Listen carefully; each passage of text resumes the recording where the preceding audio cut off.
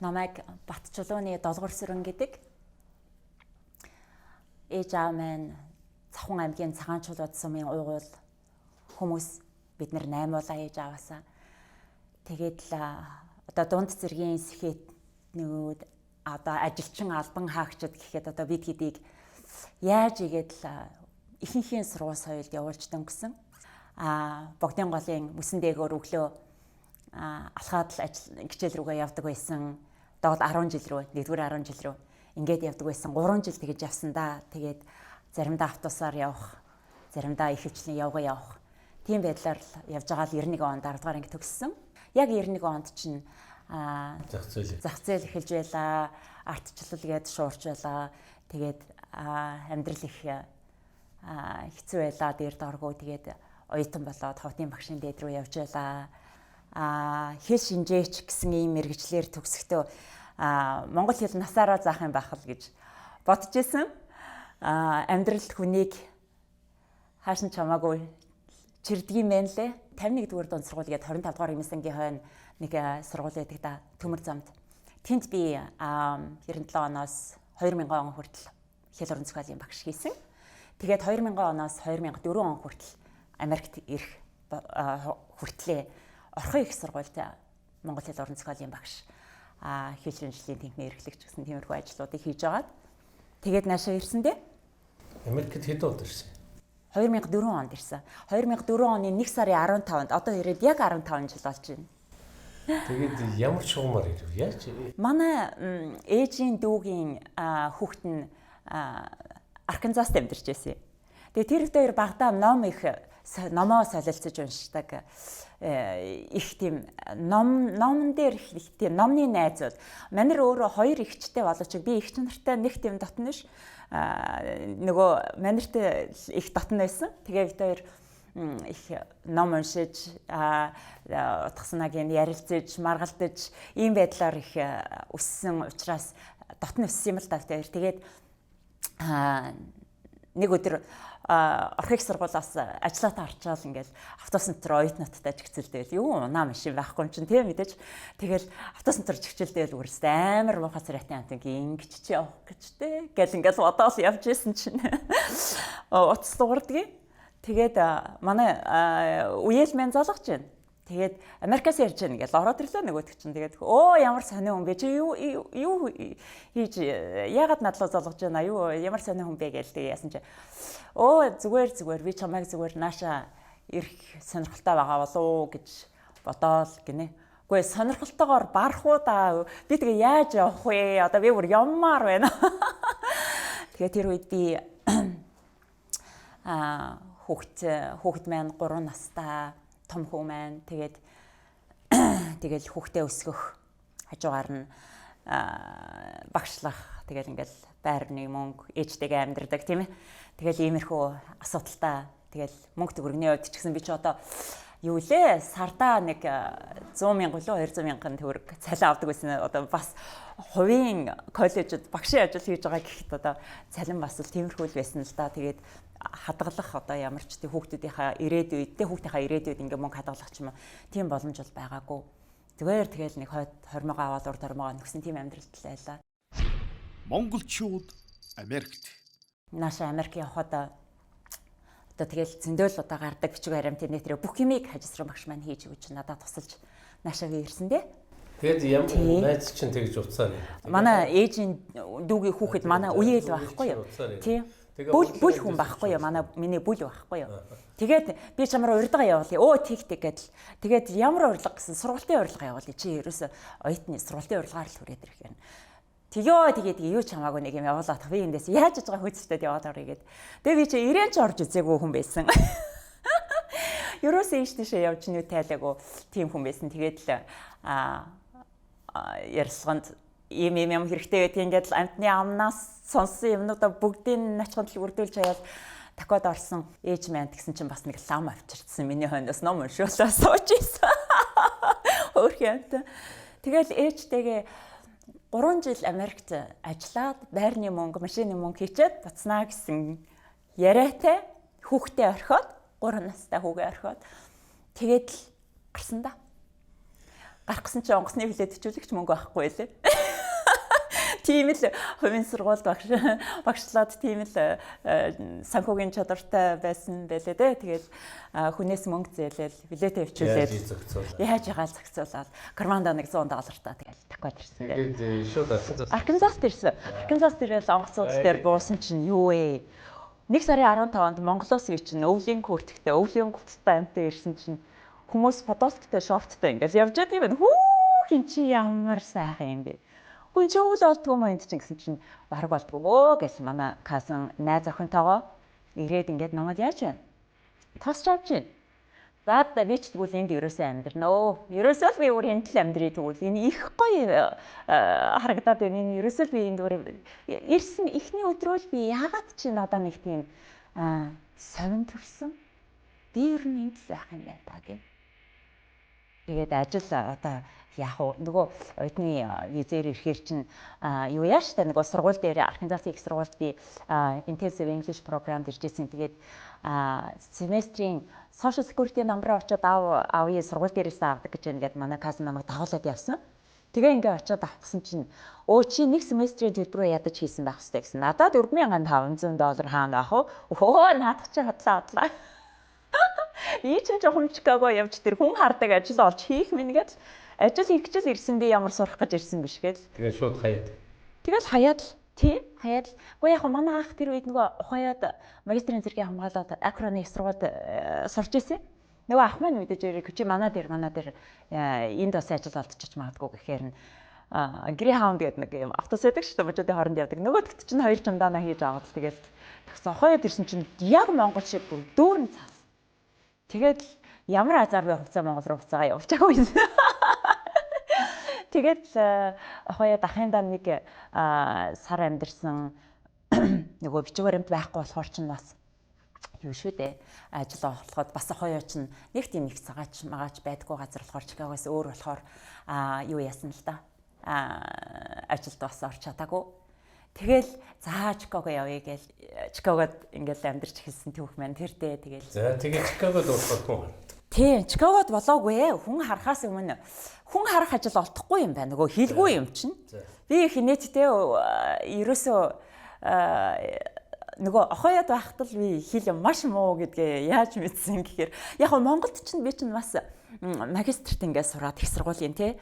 Тэгээ анх шатны анхны мэдгэдэггүйнтэйгээ өөрийгөө бодож байсан чинь энд ирсэн чинь англи хэлний анхны мэдгэдэггүйнтэй ямар ч байсан гэж бодож байсан чинь энд ирсэн чинь юу ч ойлгохгүй.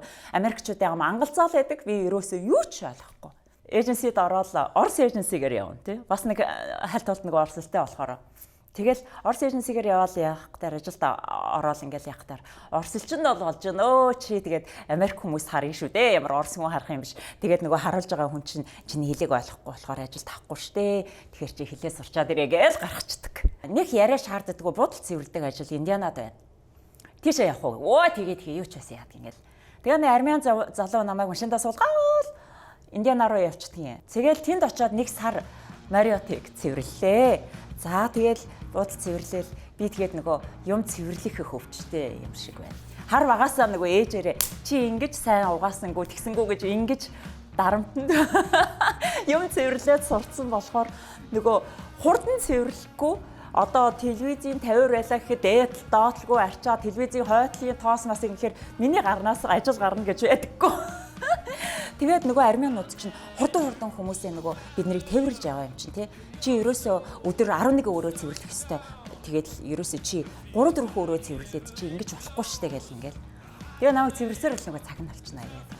Тэгээ хурдан хийж сурсан. Гяс бас хүн хуурахыг бас сурж байгаа тий. Хүн тий хүний нүд хураа гяс хурдан цэвэрлээд гараал ингээл. Тэгээд лаваас ир сар ажиллаа цалин байдаггүй. Нөгөөдөл чинь уулын цагийн 6:50-аар ажиллуулна гэж надад хэлсэн. Тэгээ өдөр нь бас юу аяг тав гугаадаг ажил олж өгнө гэж хэлсэн. Олж өгөөгүй. Тэгэхээр н цалингаа авъя. Яагаад надад одоо өдрийн цагаар ажил олж өгнө гэж чи яагаад ажил олжгүй байна гэл нөгөөдөл чинь орсоор ярьж байгаа юм чинь тий. Тэгээд ингээ яасан чинь чиний ажил чинь байр хоолны юундаа суутагдсан гэж авж гин. Цалин чинь тэгэхээр энэ ч олорсон юм болсон байна да. Энэ ер нь ёстой буруу юм ирсэн байна. Одоо буцдаг байна. Энэ цалингүй ингэж орсуудад зарагдаж ингэж ажиллана гэж байхад тэд нар яг цалин авдаг байх бидний өмнөөс. Тэ? Тэгэл нөгөө хил усгүйгээр далиндуулаад бид нэрий чинь цалингийн маань ингээл бид нарт өгөхгүй тэгэл. Тэгээд тэр үед би нөгөө Чикагод нэг өрмөт байсан эгчтэй уцтаад юу энэ стop дими юм байна гэсэн. Нөгөөтг чинь над руу нэг Мексик залуу явуулаад ахуулъя чамайг гэрөөсөө гэд. Тэгээ нөгөөтг Мексик залуу над руу ярьсан чинь би хаяга ямар хаана байгаа гэсэн чинь би монголчууд чинь Индианаполис гэдгийг шүү дээ. Индианаполисхийн оронд Америкчуудын аялгаар биш. Индианаполис гээл нөгөөтг чинь Индианагийн бүх цагдаагийн хэлцүүдээр намайг хаагаад хайгаа явчихжээ. Тэгээд ирдэггүй би шүн болцсон гадаа хүлээгээд. Тэгээд нэг юм ойлгоод нөгөөтг чинь нэг юм ирсэн. Тэгээд намайг аваад Чикаго руу явсан. Хилгүүн зовсон чинь тийм их юм байдаг байхгүй юу? Тэгэл нэг Орос эйженсинээс нэг юу аваад л нэг эмээ өдрийн $50 хамгийн хямдхан эмээг нь түмэн зүйлийн эдшэд бүрдсэн нэг эмгэн дээр очлоо. Явдаггүй, хоолоо идэж чаддаггүй, баашээсээ барьдаггүй, олон удаа харуулдаг ч гэсэн аашна гэж бүр хачин юу тийм хүн дээр очсон. Тэгээд нэг хүн ажиллах гай тэр хүн дээр очсон хүн 3-4 хоногоос илүү тогтдоггүй юм байсан юм байна. Би яаж мэдгүй тэгээ очсон. Тэгээд нэр чинь хин бэл гэж дахин асууна айгүй ядаргаатай. Би нөгөө долгуур сөрөнд л гэн тэгэхээр хөрөөс нөгөөдөг чинь хэлчихсэн. Юу гинэ гэж гол тэгэл байхгүй. Тэгээд ганцхан би баг ойлгож байгаа асуулт нь л нэр чинь хин бэл гэдгийг л би ойлгож байгаа. Өөр асуугаад байгаа юм би сайн ойлгохгүй ш. Тэгээд нөгөө хүн дээрээ ажилласан. Ёстой нэг ажилласан. 3 сар. Ямар ч day off-гүй ажилласан. Нөгөө таньдаг хүн Чикагод авахгүй юм чинь намайг уул нь 14 хоногт нэг удаа амралтаараа гарч болох байсан. Би унаагүй юм чинь. Тэгээд л ажилласан. Тэр 3 сард би их юм сурсан да. Би ямар азар тийм хүн надад таарва гэж одоо л залбирч баярлдаг. Тэр хүн дээр ажиллахад хамгийн хэрэгтэй байсан хилээ сурсан. Тэр хүн надад хил зааж өгөөгүй мэдээж хэл сурхаас яалтчгүй тийм байдалд намайг оруулсан. Монголд хөргөгч байхгүй юу? Гэл ингээл нэ. Тэгэл ингээл доош нэгж өгнө шүү дээ. Тэгэхээр нөгөөтгт чинь Монголд хөргөгч байлгүй яах вэ гэж хэлхийн тулд би словара шүнжэнгөө эргүүлээд нөгөө нэг Орос англи словарта. Шүн болохоор нөгөөтг чинь би уул нь өөрийн гэсэн өрөөндөө ороод унтах хэрэгтэй байдаг. Нөгөөтг чинь шүн намайг өрөөндөө оруулахгүй. Чи миний хажууд суу. Натаа хамт энэ зургт үзгээд. Тэгээ тэр үед хөгшин хүмүүсийн одоо ч гэсэн магадгүй хөгшин Америк мэнарын үздэг Golden Girls гэдэг нэг нэвтрүүлэг тий ТV шоу байдгийг. Тэрийг шүнжэнгөө үзсэн нөгөөтг нь би ившээгээл ингээд үзээд л тэгээд тэр бас миний ярианы хэлэнд их нөлөөсөн гэж боддгийг. Ингээд би нөгөө бас амьдралаа ингээд ярьдаг болчихсон. Тэгээд нөгөөтг чи уур нь хүрхээр чи ийм их хүн гэж ер нь юу байсан? Би 7 хүүхэд өсгсөн. Хэнийг нь ч би ингэж өөрөөсөө хэдэн мянган майлын газар хайчаад ингэж өөр улсад ингэж явж би үзээгүй. Ийм их хүнийг ямар их хүн гэдгийг гэл ингээл загнахаар нөгөө хүүхдээ санаад би чинь битгрээд өгөх гэж байгаа хүн чинь тийм сонсохоор өстэй нэрээ ингээл бүр өөрөө ирэхгүй л ингээл нөлмөс өрөстөө асгараал. Машин барьж сурсан. За да машин бариад сурчхаар тэгээд ёстой нэг боломж их болоод нөгөө independent бие даасан тийм амьдралтай болдго юм байлээ. Машиндаа унтцсан ч ахаа одоо нэг эмээ маань харж хахад өнгөрчих юм бол ахаад өөр ажил руу явхад одоо тэгэл машиндаа амьдрсан ч болох тий. Тэгээд их тийм бие даасан тийм байдалд болоод ирсэн. Тэгээд тэр их гоё байлаа тий. За тэгээд дараа. Тэгэл байжлаа Чикагод яжгаал биш Висконсинд хүн харж байгаа л бас нөгөө юугаараа ингээд Чикагод найзууд дээр ирэн ш 14 хоногт амралтаараа арай холдоод байна. Нөгөө чи давраад за Чикагод ойрхон ажил олж хийгээд тэгээд Чикагод нэг хүн хаардаг ажил дээр нэг 30 минутын зайд нэг жижиг хотод хүн харсан. 3 жил хүн харж байгаа байхгүй тэгээ хүүхдийнхаа эцэгтэй баг хүүгийнхаа эцэгтэй танилцаад тэгээд жирэмсэн болоо. Тэгээд жирэмсэн болчгоор ч үгүй хүн харна гэж ямар юм байх вэ? Тэгээ гэртээ сууж алсан да. Тэгээ байжснаа гинт бодож байгаа байхгүй юу? Энэ Америкт ирээд утцсан хүүхдүүд монгол хэлээ мартдаг юм байна. Тэгээд дээрэс нь юу яадаг юм байна? Энд төрсэн хүүхдүүд бас монгол хэл сурахад их хэцүү байдаг юм байна. Тэгэхээр ерөөсөө энэ хүүхдүүдэд нь би хүмүүс туслая монгол хэл заая гэд. Чикагод анхны монгол сургуулийн 2006 онд нээж байлаа. 2006. Тий. Би өөрийнхөө хийж байгаа ажилдаа мөнгө төгрөг гэж ерөөсөө би хий гэж бодоогүй. Тий. Хөө эцэгчүүдээс нь та нар өөрсдөө мэдээл би нөгөө холоос ингээд ирдэг болохоор надаа бензиний мөнгө л хэрэгтэй. Тэгчих би зүгээр хүүхдүүдтэй ингэж хар надаа их гоё байгаа болохоор би ингээд нэг үзээд эхлэе. Тэгээд боломжийн болвол би ингээд хүн хөслөөд ингээд яа тэлий тийм ээ. Одоохондоо би юу ч гэсэн энэ ер нь яах нь вэ гэд ингээд үзээд алдъя гэд. Ингээд эхэлсэн л дээ. Тэгэл 18 хүүхдтэйгээ божгонаал цагаатлагагаа дуусаад монгол хэл унших бичиг дуусаад 1 жилээ. Тэгээ 2 дахь жилээ бас 2 анги маягийн шахуу хичээлсэн шүү. Эхний анги нь болохоор хүүхдүүдийн чинь нөгөө төвшин өөр болоо ирж байгаа юм чинь цагаатлагаа заадаг 1 анги монгол хэл заадаг 1 анги гэдэг ингээд цагийн зөрүүлээ. Ганцаараа л ингээд гүгээдсэн 2 жил заасан шүү. Тий 2006-7 онд. Тэгээ байжсэн чинь 8 онд нааша нөөж ирэх шаардлага гарсан. За энэ дээр. Тий. За энэ дэрлээ одоо яах вэ? Ажил хийх болохгүй. Ресторанд ажилласан. Цагийн $4.25 центээр салин. Тэрэн дээр нь гарын мөнгө нэмэгдэхээр тийм л мөнгө л нэмээ. Орой ирээл гарын мөнгө баах нэгтүүд тоолоо. Манай ээж 9 онд би анх ээжигээ энд авчирсан. Ресторанд ажиллаж байхдаа.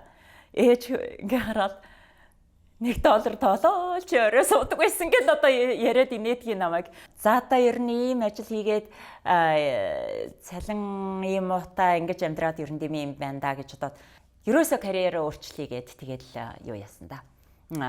Интернетээр ингээл сөрч хийгээл нэг өдөр ингээд байжсэн чинь энэ миний энэ массажны сургуулийн вебсайт нь pop гараад ирдгийг. Тэгэхээр үгүй энэ ерөөсөө нэг л надаа нэг юм дохоо өгөөд ах шиг байна гэд. Тэгээд нөгөө төхрөө чинь ороод ингээ үзсэн чинь боломжийн юм шиг. Би ерөөсөө массаж хийлгэж үзээгүй. Массаж хүнд хийх нь битгий хэл тийм ээ. Тэгээд массажны газар чи ер нь орж үзээгүй тийм хүн тэгээд энэ массаж л гэдгийг энэ ер нь юу гэдгийг энийг сурыг гэдэл.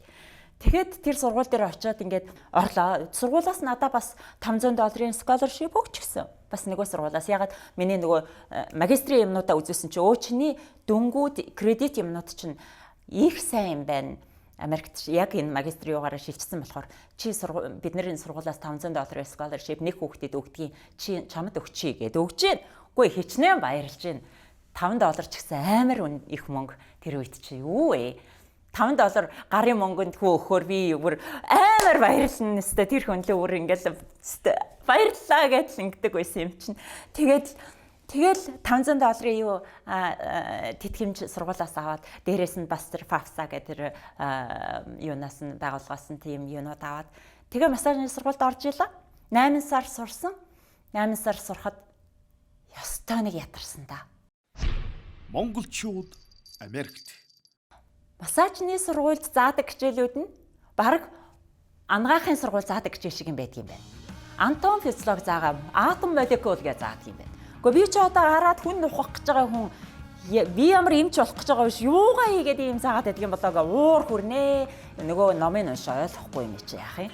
Латин хэлэн дээр байна нөгөө төл чинь. Тэгэхээр латин хэл чинь биднэрт бараг дахиад нэг өөр хэл шиг л байгаа юм чи. Юу англи хэлээр гайгуугаа бодож исэн чинь нөгөө номын антомын номын унш ойлгохгүй юм байна би. Нөгөө слайдж утгыг ойлгож хичээл дээр өдөр нь ойлгоогүй юмнуудаа гэтээ ирж ингэж ойлгож чадахгүй маргааш нь ахаар шинэ юм заагаа явчихна. 4-5 төрлийн хичээл орно, бизнес орно, патологи гэдэг хүний биеинд байдаг бүх арсны өвчнүүд, ийм арсны ийм өвчтэй хүнд чи массаж хийх үү, хийхгүй юу, энэ нь цаашаа амь насанд холтой юу, хортой юу гэд 80 юм заадаг юм байна. Тэгээд тэр болгоны нэрийн тогтоохгүй зүгээр шүн тэгээ 3-4 цаг болно. 3 цаг унтна. Тэгээ босон хараагаад л хөвгтөө босгоод цэцэрлэг рүү наваачаад ингээ гүгээд исэн. Ямар ч сандаа нэг хурдан явдаг нэг зам олоод нөгөөтгөрөө явахдаа тэнд нь хурдны камер байсныг мдээгүй. 5 юу гэдэг үлээ? Торгуулийн бичиг 5-ыг нэгтгэхээс 5 дахь болтол. Нэг мэдсэн чинь шууд ингээ хайрцаг маань дүүрэн торгуулийн бичиг олсон. $65 байдаг байхгүй юу энд? Нэг нь 65.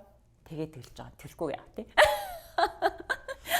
Төгсөө тэгээд тэр лицензний шалгалт гээчмийн өөх боллоо. Уншаад лээсэн. Тэр нь ямар ч их том ном юм. Уншч нөгөөтгөө ороод өгсөн. Хурууны хэмээ аваад их сүртэй яг л одоо совилогч нарын өгдөг шалгалттай адилхан. Тэгээд бүх юмыг шалгаж одоо ардаа тэр гимт хэрэг толбогдсон байна уу яасан бэ бүх юмыг үздгийг гинэ хурууны хээг нь үзээд бас хүмүүс өмнөөсөө хүн оруулдаг гин бас тэгээд тэгүүлэхгүй гэж яг ингээд үзээд ингээд оруулдаг юм бэл.